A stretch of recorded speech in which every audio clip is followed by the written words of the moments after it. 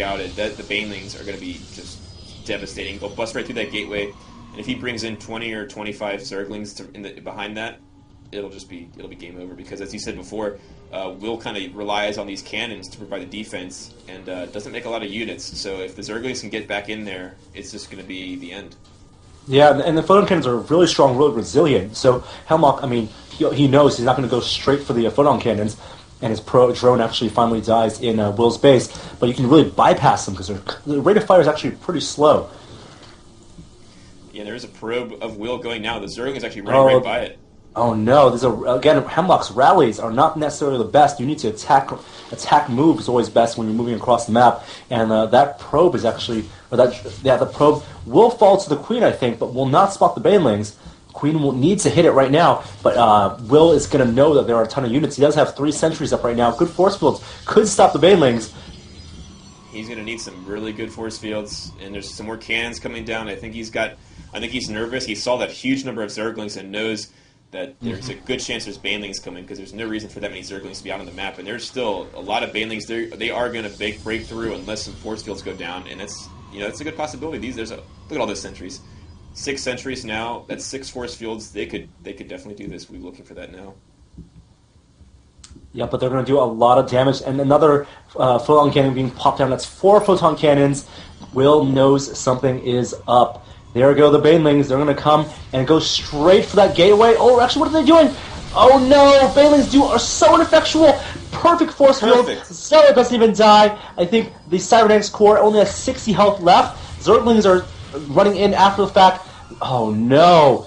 They should have went right for the gateway. Instead, they took the long way around. They had a perfect opportunity to take down that gateway and run the Zerglings in, and now Hemlock is behind. He's far behind. You can see he cut drones big time to do that, and now, actually, it looks like, did he just pump out a bunch more drones? Looks like he did pump out a bunch of drones, so now it is evened up, but he was behind on the drone count. Now he's going to give it another shot, though. More Banelings. He may just try and hope that these sentries don't have enough energy, and they don't, although some of them are now close enough. There some are of them do have new enough. sentries, yeah. It is 44-45 right now, and both players are pretty same on the Army tab, 68-67. Not enough Banelings, not nearly enough. I think half number of Banelings this time as last time. And he's going to actually pop the Lings up to try to force some force fields and go for that Cybernetics Core. Oh no, the Banelings do nothing against Cybernetics Core, and super ineffectual. They do damage the Forge a little bit, but this battle, again, pretty lost for Hemlock. I think he made a little bit of a mistake. He should have split up his Banelings and his Lings, and Lings should have went for the gateway, and then the Banelings could have wrapped around further around and went straight for the Cyber. I think there was a little bit of a delay. Of course, he didn't have Baneling speed research yet, and that would have helped a lot. Absolutely, and I think now this game is really swinging into Will's favor, as he's got a Void Rays coming out, and he's got all those Zealots, so there's no way that Zerglings are going to be any issue right now, even if they were to break through at this point in the game. And with Void Rays coming out and the lair just starting, there's no real anti-air right now besides Queens. And there are 3 Queens. That is enough to deal with 1 or 2 Void Rays, but just going to be Roaches coming right now as the Roach Warren just finishing up very late. Unit tab does show both players have the same number of workers, more or less, and now a third base going down for Hemlock, so he's trying to fall back and play a macro game, and it's going to be up to Will to push out and be aggressive in this case, because he's been passive so far, but now he's got a chance to be aggressive, and looks like he's going to take it. So Hemlock's actually double expanded. Lairs just finished, and this is where positions really come into play. Hemlock's third base, his main third, is actually close, very close to his enemy's base. He has very far away from his own base as a loop around, and you see actually Will's move forward, going to the proxy pylon. He's going to take his advantage. If you look at the army count, 100 to 97, but they're actually fairly similar in army, but with those Void Rays, that means that the Protoss can be able to not only take out the Roaches and Lings and Banelings, but pretty much everything. And actually does spot that third base. This, again, why positioning means everything. Hemlock's going to need to cancel. There's no way he'd actually... And he does cancel just in time. No way he could defend that. Good thing he did have another third in production right now, but looking very, very scary right now. Yeah, absolutely. If you do hold Control A, you can see the Army tab, or the Army Supply, and it shows you what your army is subtracting the worker count. So you can see the 72 versus 38 in favor of the Protoss in terms of just army supply. So that's huge advantage for the Protoss right now. And now here he comes. Force fields, excellent force fields, although the Zealots having a hard time getting back in there. Now getting microed down, but the Void Rays take down all 3 Queens. And that's going to be trouble. basically no anti-air left. He needs 4 colonies 9 on Hydras his in front production. lines.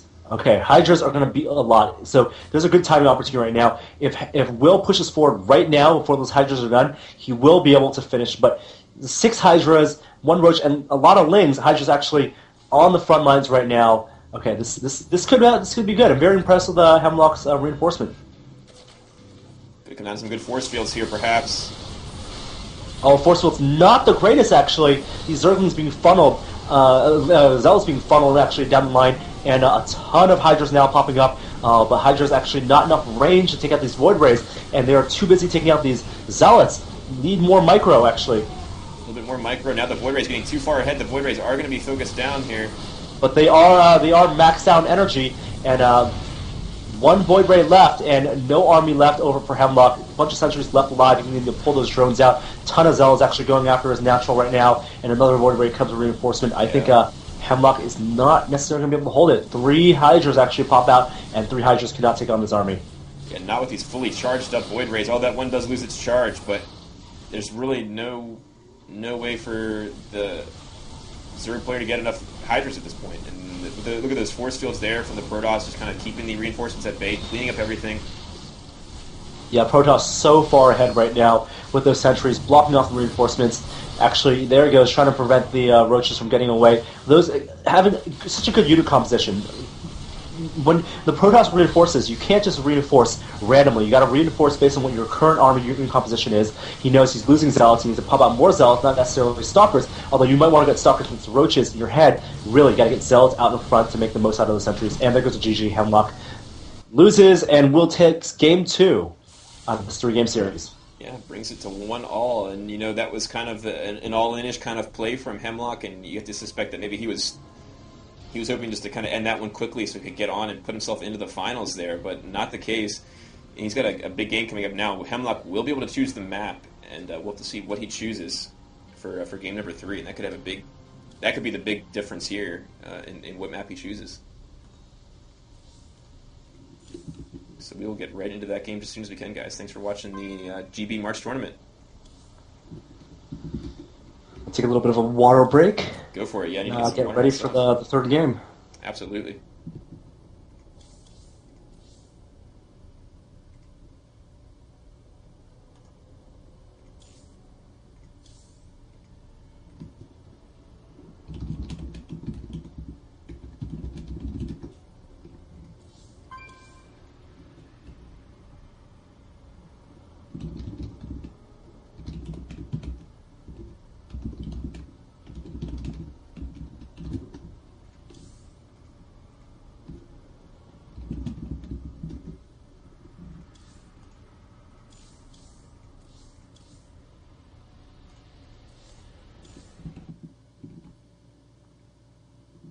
I want to say thanks again, guys, for watching the Giantbomb tournament today.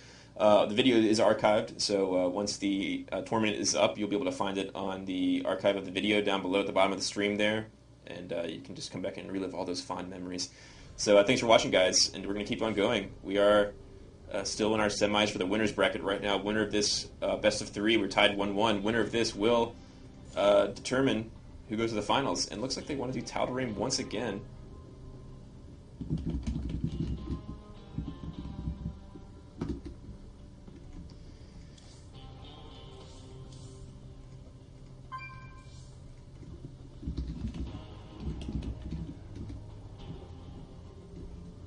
So it looks like both players very comfortable with Tal'Darim Altar. We will be there. I'll bring the screen back up in a minute. We're waiting for Norm to return, so we're not quite ready yet.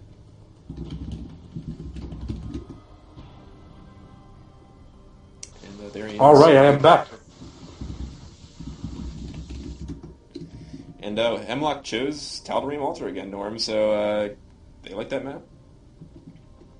It's a pretty good map. I mean, expansion opportunities, I think no one wants to do a short game, neither Protoss or Zerg, and lots of strategies. I think Hemlock had a good idea with the Banelings in the last game.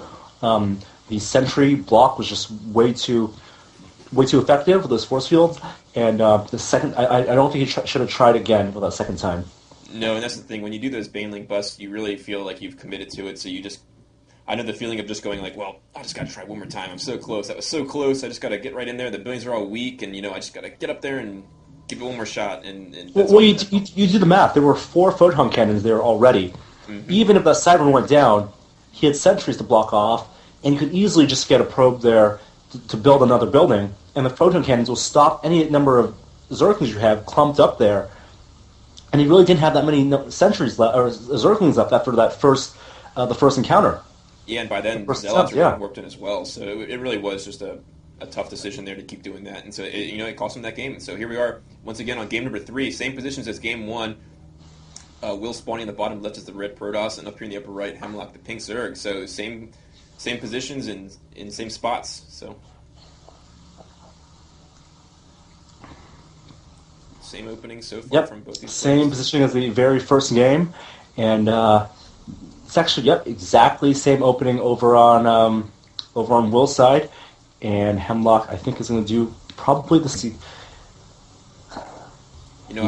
for one more. There it goes. How would you feel about some kind of like proxy Stargate, proxy Dark Templar play from Will in this situation? Proxy, I would love it. Proxy play on this map is so effective because it is such a big map and a lot of cliffs. And with the proxy Stargate, you can go Void, you can go Phoenix. Lots of options actually for the Protoss. Yeah, and then just the way that Hemlock's been playing this map so far, we see the expansion going down already of the 15 hatchery. So as soon as he scouts that, he's going to see that his opponent's pretty much going to be playing the same way he has the last few games. And it does look like Will's playing the same as well, though, so maybe not any sign of that. But I was just thinking to myself that some kind of proxy play would really just catch the Zerg off guard, and as these games have been playing relatively similar so far. Well, at this point, Hemlock kind of knows that Will favors Stargate, and I would like to see him actually get a layer up faster and get a Spire down and go for some Muta harass. Yeah, that's very true. The Stargates have come into play in both games so far, and chances are we're going to see one in some form or another by the end of this game as well. And when I say favor Stargate, I mean favor Void Rays. And Void Rays is just so slow, so expensive, so costly, and he's really relying on that for instead of using Immortals instead of the Robo. Yeah, and more to your point too as well. When you see when your Protoss opponent is doing this wall off cannon, fast expand, that really is even more of an indication for you to not only take more expansions, but it's really easy for you just to skip roaches or skip Zergling speed and go right for that lair, as you said, and get that faster lair up, because he's not going to be attacking you when he's busy walling in and putting up a natural. That gives you plenty of resources to take away from build. You don't have to worry about 4 gates. You don't have to build roaches or Zerglings or spine crawlers for defense. You can take another expansion, or you can go right for lair. And as you said, get those Hydras out that much faster. Get Mutas out for harassment. Mm-hmm. And we actually do not see the second Nexus coming just yet. I think the probe is actually moving into position right now. To build that second Nexus, we have one photon cannon already blocking that front, and the Nexus does go down for Will. Exactly the same build as the first game. One's up in front. I wouldn't be surprised if he did not build as many units again to block that front. Hemlock actually just cranking out a ton of drones. Although he is getting Zergling speed. Yeah, Zergling speed is coming out now, and Will, interestingly, still scouting the upper left position. He's already scouted his opponent, but he sent a probe up to the upper left. There's an Overlord there, and I wonder if he's planning to either put in a secret expansion, or maybe he will put down a pylon or something back there.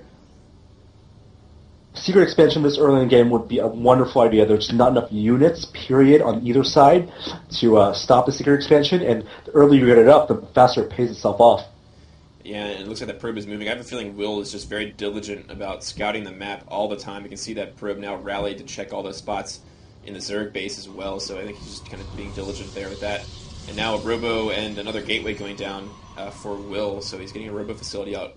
I believe, perhaps, is that a little bit quicker than his previous games? It is definitely quicker than previous games. In previous games, he went for the Stargate first. Yeah, so this time Robo first could be Colossus in that case. Then, more than likely after some Immortals, but more likely maybe just going straight for some fast Colossus.